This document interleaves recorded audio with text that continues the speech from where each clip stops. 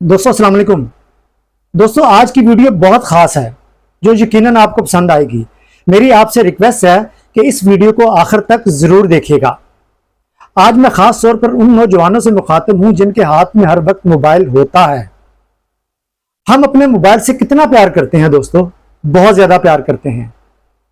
सुबह आंख खुलते ही मोबाइल, रात सोने से पहले भी मोबाइल, और सारा दिन इसी मोबाइल के ज़रिए हम दुनिया देखते हैं।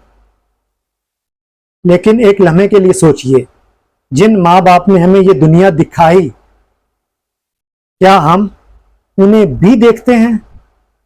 नहीं देखते। मोबाइल की बैटरी 20% रह जाए तो हमें फौरन फिक्र होने लगती है कि यार मोबाइल की बैटरी जड़ी ना वो डाउन हो गई है, खत्म हो रही है।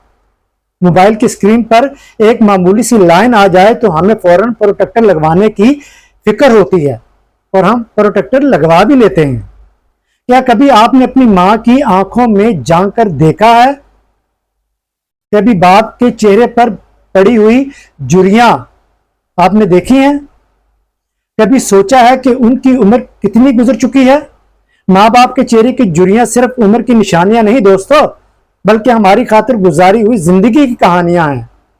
वक्त गुजर रहा है दोस्तों, वक्त गुजर रहा है, और शायद हमें एहसास भी नहीं कि हमारे सबसे कीमती रिश्ते आहिस्ता आहिस्ता हमसे दूर होते जा रहे हैं।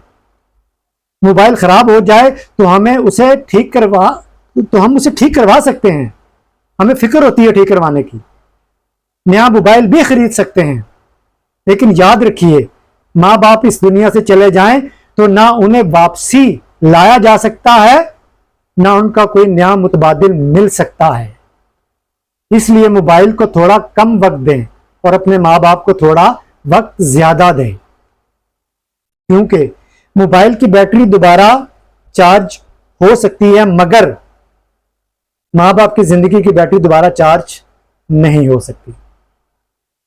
दोस्तों कदर कर लो उनकी जो आज तुम्हारे साथ हैं। कुछ लोग बिछड़ जाएं